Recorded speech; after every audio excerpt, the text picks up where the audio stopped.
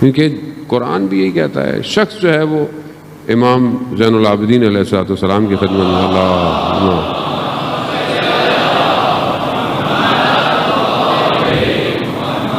امام کی خدمت میں آیا، امام سے کہا کہ مولا مجھے دین کا خلاصہ بتا دیں، یہ جو دین ہے اس کا ایک خلاصہ بتا دیں کہ کون سی چیز ہے، ایسا خلاصہ بتا دیں کہ میں اس پہ عمل کروں۔ تو امام نے اسے 3 چیزیں تعلیم فرمائی۔ پہلی چیز امام نے کہا کہ اپنے عہد کو وفا کرو، جو تم نے عہد کیا ہے، جس سے تم عہد کرتے ہو، وعدہ کرتے ہو، اس کو وفا کرو، یہ پہلی چیز ہے۔ دوسری چیز کہا کہ قول الحق، حق بات کہو، ہمیشہ حق بات کہو۔ تو میں اس کو بعد میں تھوڑا سا کھولوں گا آپ کے لیے۔ تیسری چیز حکم بالعدل، یعنی اگر کسی چیز کا حکم کرو تو عدالت کے ساتھ کرو۔ یہ امام نے خلاصہ کر دیا۔ اب آپ بولے 3 چیزیں تھیں، لیکن اب آپ اس کو عمل کرنا شروع کر دیں۔ جس سے عہد کیا ہے، قرآن کہتا ہے اوفو بعہدکم، جو تم نے وعدے کیے ہیں ان کو پورا کرو، ان کو وفا کرو۔ پروردگار نے باقی نبیوں کی جو قومیں تھیں ان سے عہد لیے تھے، کس کس نے ان عہدوں کو نبھایا؟ خوب ہمارے استاد ڈاکٹر رفیع کے بہرحال آج کل وہ کووڈ کی وجہ سے مریض ہے، خدا ان کو شفائے کاملہ عطا فرمائے، وہ اپنے بیان میں فرماتے ہیں کہ عہد جو ہے وہ 4 قسم کا ہے جو ہماری زندگی میں ہوتا ہے اور ہونا چاہیے۔ پہلا عہد خدا کے ساتھ ہے، انسان خدا کے ساتھ جو عہد کرتا ہے اسے پورا۔ اب خدا کے ساتھ کیا ہے؟ وہ خدا میں تیرا بندہ ہوں، تو بندہ کیا کرے گا؟ بندگی کرے گا، عبادت کرے گا۔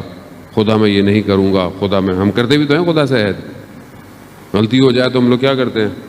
معافیاں مانگتے ہیں، پھر وعدہ کرتے ہیں، مگر وہ وعدہ ہی کیا جو وفا ہو، ہمارے وعدے ویسے بھی وفا نہیں ہوتے۔ تو ہم اس عہد کو نبھائیں، جبکہ قرآن اس چیز پہ بہت زیادہ فوکس ہے کہ جو تم نے خدا کے ساتھ عہد و پیما باندھا ہے اسے پورا کرو۔ عہد سے بڑھ کر ایک اور لیول ہے جسے قرآن میثاق کہہ رہا ہے کہ وَإِذَا أَخَذْنَا مِيثَاقَ، کہ ہم نے میثاق لیا۔ کس سے؟ بنی اسرائیل سے لیا، بہت سی جگہوں پہ لیا ان سے۔ قوموں میں اگر آپ قرآن پڑھیں کہ انشاءاللہ کہ ہم قرآن پڑھیں اور اس کے ترجمے کو بھی پڑھیں اور اس کے ساتھ ساتھ ہم تفسیر کو بھی پڑھیں۔ کب پڑھیں گے مجھے آپ بتائیں؟ کب پڑھیں گے؟ بوڑھے ہو جائیں گے تب پڑھیں گے؟ بوڑھاپے میں پڑھیں گے؟ کب پڑھیں گے؟ میں اپنے آپ سے بھی کہہ رہا ہوں۔ اچھا میں تو کیونکہ مولانا ہوں، مجلس پڑھنی ہے، مجبوری ہے، نہیں پڑھوں گا تو بیان کیا کروں گا، مجھے تو پڑھنی پڑتی ہے۔ یعنی سمجھ لیں میں تو اللہ نے مجھے ایسی جگہ بٹھا دیا ہے بھائی چارہ نہیں ہے پڑھنے کے علاوہ، اب کیا کریں؟ شروع میں بھی جب میں حوضے میں گیا تو کسی نے مجھ سے پوچھا کہ آپ یہاں کیا کرنے آئے؟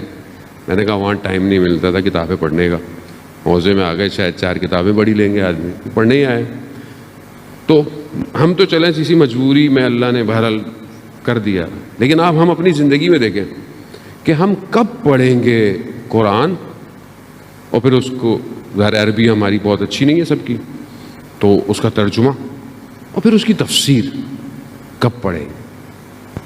مگر قرآن نور نہیں ہے، مگر قرآن کلام الہی نہیں ہے، مگر قرآن جاوداں معجزہ نہیں ہے، مگر خدا نے نہیں کہا کہ میں تمہارے درمیان میں 2 چیزیں چھوڑے جا رہا ہوں، قرآن اور اہل بیت۔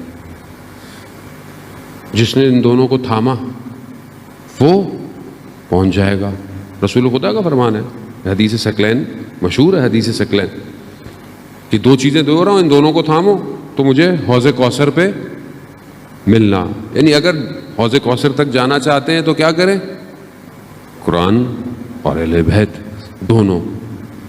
قرآن اہل بیت کی تعریف کر رہا ہے، اہل بیت قرآن کو بیان کر رہے ہیں۔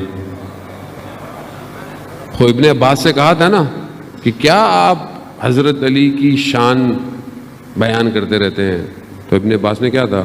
میں قرآن کی تلاوت چھوڑ دوں؟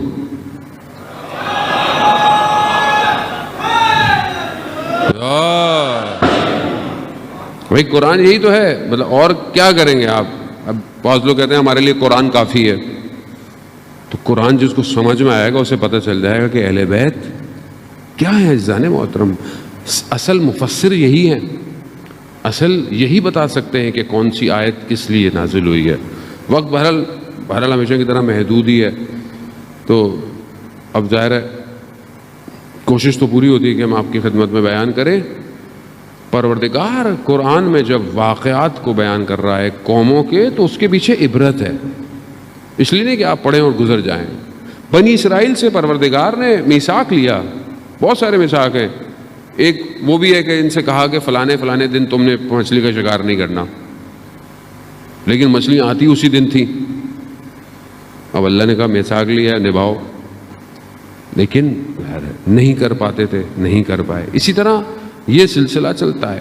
خدا عہد کو جو خدا سے کیا گیا ہے، خدا خود مدد کرتا ہے اگر آپ اس کی طرف بڑھیں۔ قرآن کے اندر پروردگار نے ارشاد فرمایا ہے کہ من المومنین رجال، مومنین میں سے کچھ مرد ایسے ہیں کہ جو انہوں نے عہد کیا ہے اسے پورا کرتے ہیں، جو انہوں نے عہد کیا ہے اسے پورا کرتے ہیں۔ کچھ کر چکے ہیں، کچھ کریں گے، اور خدا اپنے وعدے سے جو ہے وہ تخلف نہیں کرتا۔ خدا نے بھی وعدہ کیا ہوا ہے، آپ دیکھیں خدا نے قرآن میں کہ یہ کہ اگر تم یہ کرو تو میں تمہارے ساتھ یہ کروں گا، اگر تم کم پہ صبر کر جاؤ تو میں بھی تمہارے کم عمل کو قبول کر لوں گا۔ تم اگر کم پہ اکتفا کر جاؤ جو تمہیں خدا نے دیا ہے، تو میں بھی تمہارے کم عمل پر تمہیں اجر دے دوں گا۔ عزیزان محترم، خوب یہ ایک عہد خدا کے ساتھ۔ دوسرا عہد پیغمبر اور ائمہ علیہ الصلوۃ والسلام، یعنی نبی کے ساتھ اور ائمہ کے ساتھ ہے۔ خوب یہ بھی لوگوں نے عہد کیا پیغمبر کے ساتھ، ہم آپ کے ساتھ رہیں گے۔ جنگ احد کے اندر کچھ لوگ آئے جو جنگ بدر میں نہیں آ پائے تھے، انہوں نے کہا کہ ہم نے عہد کیا تھا کہ ہم وہاں نہیں آ پائے، ہم آپ کے ساتھ آئیں۔ لوگ آئے، تشریف لائے، لوگوں نے شہید بھی ہوئے۔ اس طرح رسول کے ساتھ بہت سارے اور عہد و پیما چلتے رہے۔ ائمہ علیہ الصلوۃ والسلام کے ساتھ بھی لوگوں نے عہد کیا اپنے دور کے اندر، اور اس عہدوں کو نبھایا ہے۔ امام نے بھی جس کے ساتھ عہد کیا اس کو وفا کیا، اور جس نے ائمہ کے ساتھ عہد کیا اس کو پورا کیا۔